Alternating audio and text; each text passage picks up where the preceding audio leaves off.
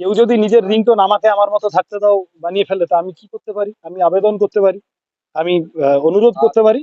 আমার ফোনের রিংটোন হচ্ছে বাড়িয়ে দাও তোমার হাত, আমি আবার তোমার পাশেই হাঁটতে চাই। আপনি ফোনে কি বললেন না বললেন সেটা বড় কথা না, আমাদের মাধ্যমে নওশাদ সিদ্দিকী কি বলবেন যে আইএসএফ এর যে প্রার্থী দিয়েছে জোরালো? এতক্ষণ ধরে বলছি তোমাদের মাধ্যমে, আবার বলছি, যাদবপুর 7টা বিধানসভা মিলিয়ে তৃণমূল বিজেপিকে হারানোর সব থেকে কাছাকাছি আছে লাল ঝান্ডা। এটা শুধু ভাঙড়ের ভোট হলে অন্য কথা ছিল। যাদবপুরে যদি তৃণমূল বিজেপিকে হারানোর প্রশ্নে কেউ সৎ থাকেন, সচেষ্ট থাকেন, তাহলে তাদের সকলকে অনুরোধ করব, আইএসএফ সহ, কংগ্রেস হতে পারে, অন্য দল হতে পারে, সবাইকে অনুরোধ করব, বলেনি, বামফ্রন্ট মনোনীত সিপিআইএম প্রার্থী হিসেবে আমাকে, আমাদের সাহায্য করুন।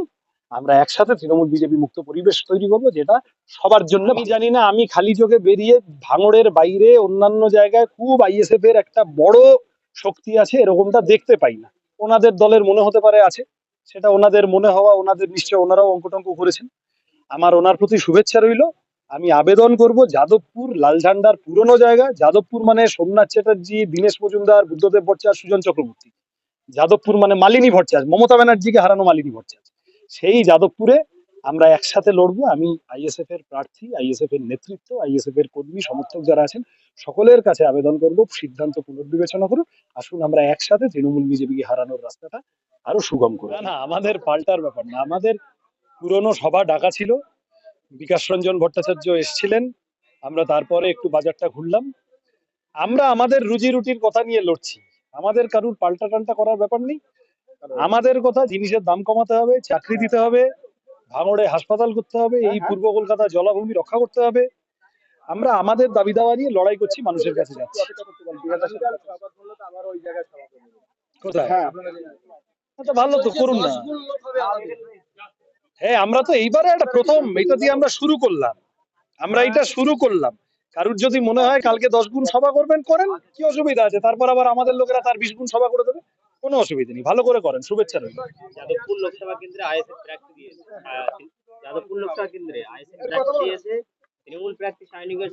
গতকালকে তিনি মিছিল করার সময় বলেছিলেন যে সিপিআইএম ঘুমিয়ে পড়েছে, লেপ কম্বল মুড়ি দিয়ে ঘুমিয়ে পড়েছে, কি বলবেন? এখন এই এত গরমকালে কেউ লেপ কম্বল মুড়ি দিয়েছে যদি বলে, সেটা সে দিতে পারে, আমি তার উত্তরে কি বলবো? আমার এইসব কথা উত্তর দেওয়ার ব্যাপার নেই।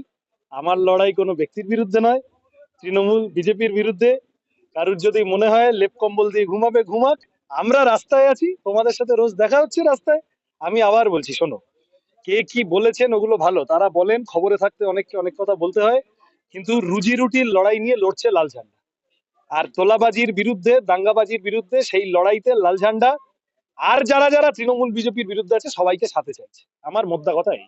আপনি এর আগে বহুবার ভাঙড়ে এসেছেন, কয়েকবার আপনি এসেছেন, তো বারবার বলেছেন যে আইএসএফ কে আমরা সঙ্গে চাই, কিন্তু আমরা দেখলাম যে আইএসএফ এখানে প্রার্থী ঘোষণা করেছে এবং তারা আলাদা মিটিং মিছিল করছে, প্রচার অপচার করছে। সেক্ষেত্রে এই যে ভাঙড়ের বুকে আইএসএফ জিতে রয়েছে ভাঙড়ে বিধানসভায়, সেক্ষেত্রে ভাঙড়ে কি হবে?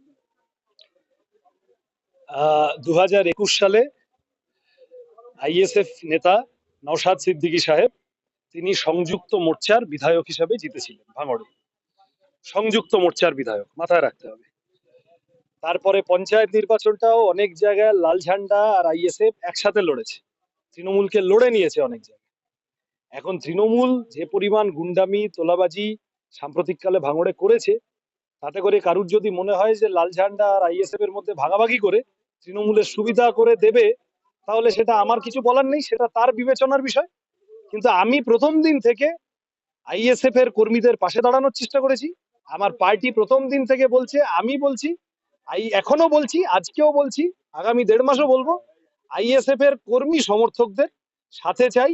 যাদবপুর একটা সমুদ্রের লড়াই, যাদবপুর লোকসভা, এটা যদি ভাঙড়ের লড়াই হতো তাহলে এই কথা বলতাম না, তাহলে আমরা আইএসএফ কে সমর্থন দিতাম, যেভাবে আমরা 21 সালে দিয়েছি। আবার যাদবপুর লোকসভা মানে 7টা বিধানসভা, সবকটা বিধানসভা মিলে তৃণমূল বিজেপিকে টক্কর নিতে পারে লাল ঝান্ডা। সেখানে দাঁড়িয়ে ভোট ভাগাভাগি করে তৃণমূল বিজেপির সুবিধা যাতে কেউ না করে দেন, তাতে কারুর লাভ হবে না। আইএসএফ এর কর্মী সমর্থকদেরও দুঃখই হবে, তৃণমূল জিতে গেলে তারা বিপদে পড়বেন।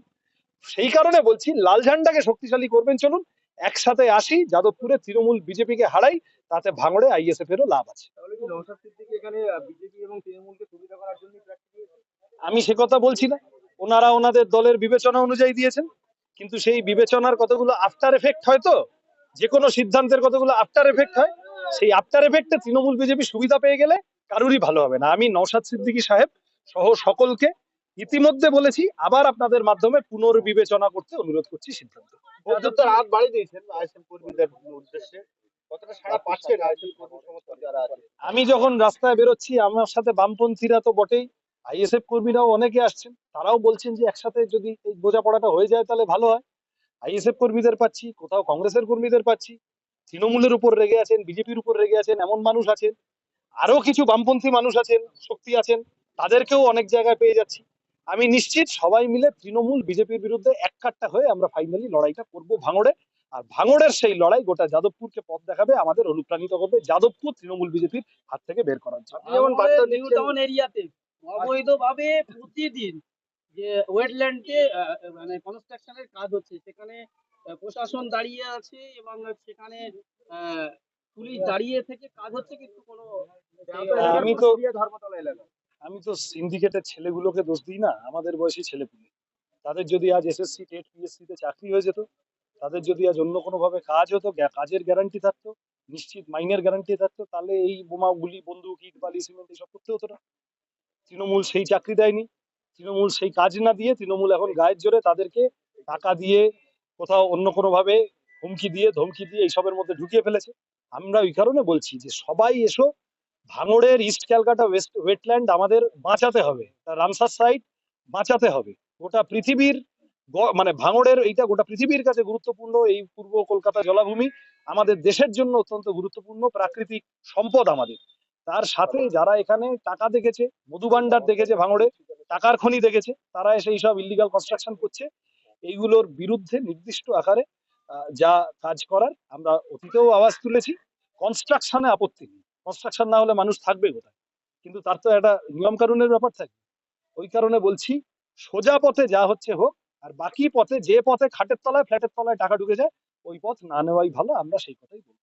তৃণমূল বলছে 2019 লোকসভা নির্বাচনে এখানে বিকাশ রঞ্জন দাঁড়িয়েছিল, সাদা মাথার চুল। দাঁড়িয়েছিলেন। হ্যাঁ, তো সেখানে তিনি হচ্ছে তৃতীয় নম্বর হয়েছিলেন। এবার কালো মাথা চুল দিয়ে বলে চতুর্থ নম্বর বা তৃতীয় নম্বরই হবে।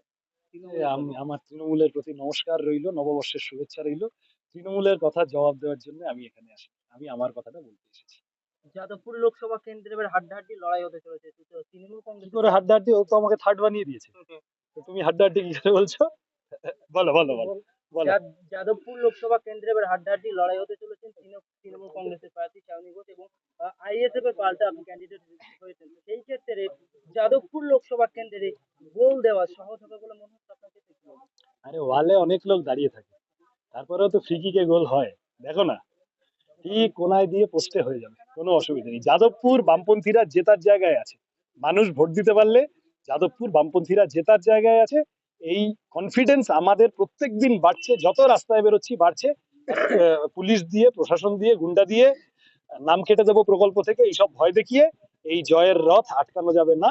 আমরা একসাথে লড়ছি, এই লড়াইটাই আরো সহজ করার জন্য আইএসএফ সহ সকলকে পাশে চাইছি। তাহলে আইএসএফ এর ক্যান্ডিডেট যিনি হয়েছেন নূর আলম খান, তিনি একজন অ্যাডভোকেট, তো সেই ক্ষেত্রে তারা মানে যাদবপুর লোকসভা কেন্দ্রে জেতার কোনো প্রভাব নেই? মানে আমি জানি না, আমি খালি চোখে বেরিয়ে ভাঙড়ের বাইরে অন্যান্য জায়গায় খুব আইএসএফ এর একটা বড় শক্তি আছে এরকমটা দেখতে পাই না। ওনাদের দলের মনে হতে পারে আছে, সেটা ওনাদের মনে হওয়া, ওনাদের নিশ্চয় ওনারাও অঙ্কটঙ্ক করেছেন। আমার ওনার প্রতি শুভেচ্ছা রইল। আমি আবেদন করব, যাদবপুর লাল ঝান্ডার পুরনো জায়গা, যাদবপুর মানে সোমনাথ চ্যাটার্জি, দীনেশ মজুমদার, বুদ্ধদেব ভট্টাচার্য, সুজন চক্রবর্তী। যাদবপুর মানে মালিনী ভট্টাচার্য, মমতা ব্যানার্জিকে হারানো মালিনী ভট্টাচার্য। সেই যাদবপুরে আমরা একসাথে লড়বো। আমি আইএসএফ এর প্রার্থী, আইএসএফ এর নেতৃত্ব, আইএসএফ এর কর্মী সমর্থক যারা আছেন সকলের কাছে আবেদন করব, সিদ্ধান্ত পুনর্বিবেচনা করুন। আসুন আমরা একসাথে তৃণমূল বিজেপিকে হারানোর রাস্তাটা আরো সুগম করে তুলি। নওশাদ সিদ্দিকী ক্রমশই বলে আসছিলেন যে বিজেপি এবং তৃণমূলকে